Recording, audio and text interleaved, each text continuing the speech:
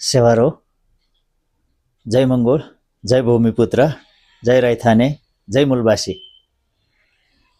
तपाईको माझमा दुई चारवटा हाउडे अथवा भ्रमका कुराहरू लिएर आइरहेको छु। अनि यो भ्रमको कुराहरू साह्रै मजाको छ के।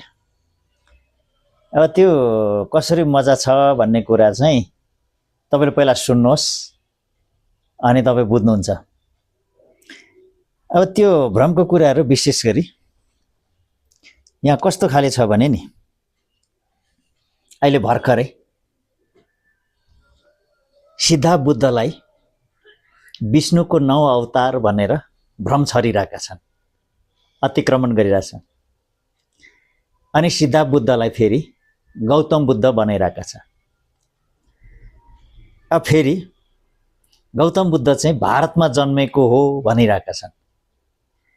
अनि फेरि यही नेपालका मयौं भन्नेहरू चाहिँ विदेशमा घुम्न जाँदाखेरि चाहिँ कुन देशबाट आयो भन्यो भने बुद्ध जन्मेको देशबाट आएको भन्छ। अनि फेरि त्यही बुद्ध जन्मेको देश चाहिँ हिन्दू राष्ट्र, हिन्दू धर्म चाहियो भन्छ, कायम गर्नुपर्छ भन्छ। अब अर्को कुरो फेरि यो त धेरै पहिलाको कुरा हो। भारतको एउटा प्रमुख अङ्ग नेपाल हो भन्छ। अब कहिले काहीँ चाहिँ फेरि के भन्छ भन्दाखेरि नेपालले भारतको जग्गा मिच्यो भन्छ। अब भ्रम पनि कस्तो खालको भ्रम गर्नु खोजेको है। यो के भएको यो मलाई पनि बुझ्न सकिनँ र अनि हाँस उठ्यो। अनि तपाईको माझमा नै मैले राख्नु खोजेको है। यो कहिले काहीँ चाहिँ नेपाल देशमा विकास हुन सकेन, विदेशलाई लिजमा दिउँ भन्छ। अमेरिकाले दिनुपर्ने रे, भारतलाई लिजमा दिनुपर्ने रे, त्यस्तो बोल्नेहरू पनि नेपालमै बसेको छ कि।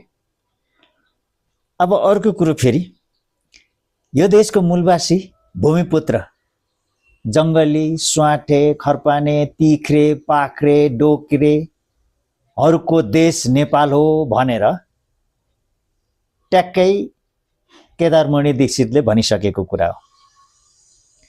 अब फेरि तिनीहरूको देशमा बसेका त मूलवासी हुनुपर्ने।